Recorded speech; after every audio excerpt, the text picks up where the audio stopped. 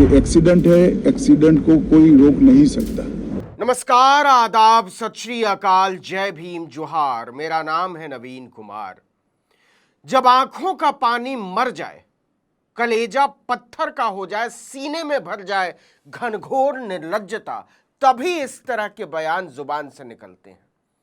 300 से ज्यादा मौतों के बाद देश के गृह मंत्री ने गम में डूबी विश्व मानवता और भारत माता के सीने पर नमक रगड़ दिया है। एक्सीडेंट को कोई रोक नहीं सकता। लानत है, शर्म आती है।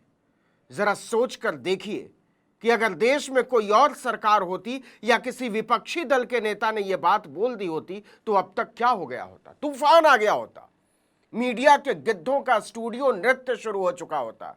कोई गोस्वामी, कोई देवगन, कोई त्रिपाठी, कोई सिन्हा, कोई मिश्रा, कोई लियाकत, कोई हिमाकत लपलपाती हुई जीभों के साथ चालू हो चुके होते कि इस्तीफा दो, इस्तीफा दो।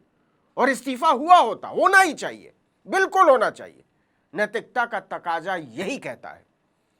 लेकिन भारतीय पत्रकारिता के लियाकत अली खानों की जुबानों को अब क्या हुआ है?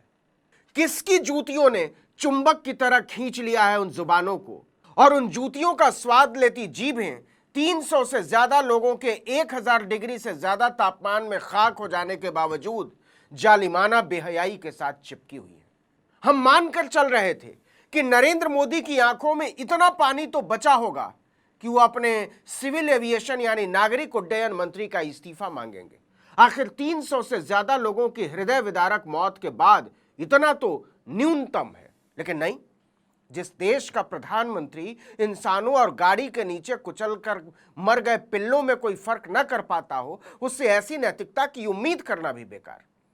आपको याद दिला दें कि नरेंद्र मोदी ने 12 जुलाई 2013 को रॉयटर्स को दिए गए इंटरव्यू में 2002 के गुजरात नरसंहार को लेकर पूछे गए सवाल के जवाब में कहा था, अगर कोई कुत्ते का पिल्ला भी आपकी कार के नीचे आकर मारा जाता है तो आपको दुख होता है। उसी प्रधान का गृह मंत्री कह रहा है कि जो हुआ वो तो विधि का विधान था, हम इसमें कुछ नहीं कर सकते, भूल जाओ इसको। को कोई रोक नहीं सकता। तो सुनो वतन के लोगों, अपना 56 इंची प्रधान असल में पिलपिले कलेजे वाला है। उसके लिए सत्ता सुख से बड़ी कोई चीज नहीं है। उसे किसी भी कीमत पर बस राज भोगना है। चाहे किसान मर जाएं, चाहे जवान मर जाएं, 10, 20, 50, 100, 500 मौतों का उसके लिए कोई अर्थ नहीं। राज भोगने की लपलपाती लालसाओं पर ऐसे हजारों नागरिकों की मौतें कुर्बान। इसलिए निकम्मे राजा से एक बार फिर नहीं लिया गया इस्तीफा। देने का तो सवाल ही नहीं उठता। निकम्मी कायरता और निर्लज्जता का रिकॉर्ड टूटना नहीं चाहिए।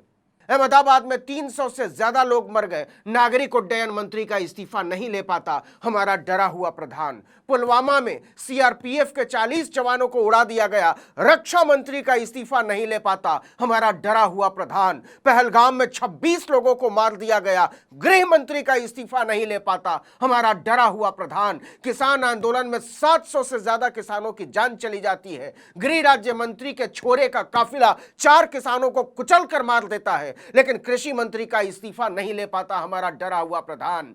बालासोर रेल हादसे में 296 लोगों की जान चली जाती है, 1200 से ज्यादा लोग घायल हो जाते हैं, लेकिन रेल मंत्री का इस्तीफा नहीं ले पाता हमारा डरा हुआ प्रधान। मणिपुर में 300 से ज्यादा लोगों को मार दिया गया, 60,000 से ज्यादा लोग बेघर कर दिए गए, लेकिन मुख्यमंत्री का इस्तीफा नहीं ले पाता हमारा डरा हुआ प्रधान।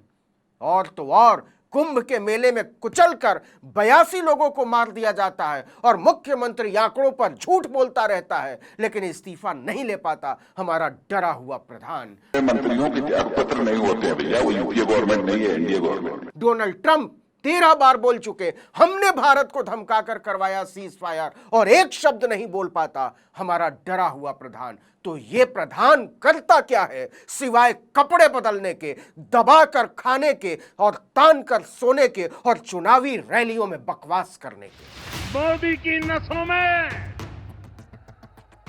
लहू नहीं, गरम सिंदूर बह रहा है।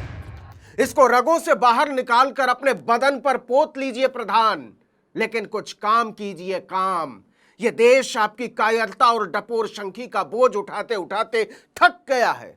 सच यह है कि नरेंद्र मोदी ने इस देश के स्वाभिमान और आत्मविश्वास की कमर तोड़ डाली है, और देश के कमर तोड़कर वो प्रधान चुनावी रैलियों में बकवासें किया फिरता है। ये मोदी है,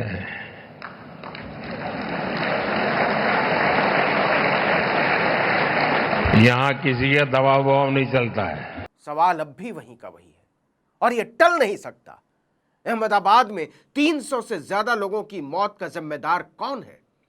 आप कहेंगे एयर इंडिया, कुछ लोग कहेंगे बोइंग कंपनी, कुछ लोग कहेंगे डीजीसीए, कुछ लोग हवाई अड्डे को कहेंगे, लेकिन भारत की सरकार कह रही है कि यह ईश्वर की मर्जी थी, होनी थी, हो गया, इसे टाला नहीं जा सकता था। कि किसी को बचाने की मौका ही नहीं मिला।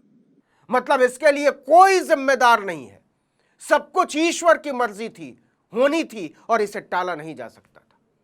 तो फिर किसी भी सरकार की जरूरत क्या है अगर नागरिकों की जिंदगी और मौत की वो जिम्मेदारी ही नहीं ले सकती, नहीं दे सकती जिंदा रहने की गारंटी? हम जानते हैं मोदी सरकार क्या कहेगी। वो कहेगी यह जिम्मेदारी टाटा कंपनी की थी, हमने तो एयर इंडिया को उसके हाथों बेच दिया था। चलिए मान लेते हैं, तो फिर इस देश में नागरिक उड्डयन, गृह, सड़क परिवहन जैसे मंत्रालयों की जरूरत ही क्या है? क्या इसके मंत्री जनता के पैसों पर मौज उड़ाने के लिए हैं? जनता मर जाने के लिए सरकार को टैक्स चुकाए, मोदी शाह की मौज मस्ती के लिए टैक्स चुकाए, अडानी को फीस चुकाए, अंबानी को फीस चुकाए, मोदी के मंत्री हादसों के बाद रील बनाएं, फोटोबाजी करें, चेहरा चमकाएं और हम और आप मर जाने का या मार दिए जाने का इंतजार करें। यह है मोदी सरकार। ये एक्सीडेंट है, एक्सीडेंट को कोई रोक नहीं सकता। यह बकवास है, सरासर बकवास है और देश ऐसी बकवासों से तंग आ चुका है। अहमदाबाद में जो हुआ है इसकी पहली जिम्मेदारी भारत सरकार को लेनी ही होगी। भगवान ने लोगों को संदेश दिया है कि आज ये ब्रिज टूटा, कल ये पूरा बंगाल ऐसे ही खत्म कर देगी, इसको बचाओ, ये भगवान ने संदेश भेजा है। सच ये है कि मोदी सरकार के दामन 300 से ज्यादा लोगों की मौत से रंगे हुए हैं और वो इसे छुड़ा नहीं सकते। बेहया मीडिया एंकरों, चैनलों के बेशर्म संपादकों और मालिकों, अभी भी समय है अपने चमकते हुए गिरबान के अंदर चिपकी हुई गंदगी की तरफ देखो और सवाल पूछना शुरू करो। तुम गिद्ध की तरह नजर आ रहे हो, तुम्हारी लपलपाती जीभों और लाल चेहरों से मानवता और लोकतंत्र का लहू टपक रहा है। यह लहू तुम्हारे न्यूज रूम से लेकर तुम्हारे स्टूडियो के फ्लोर, कैमरों, लाइटों और माइक तक पसरता जा रहा है। अभी भी समय है इस लहू को दरिया में बदलने से रोक लो।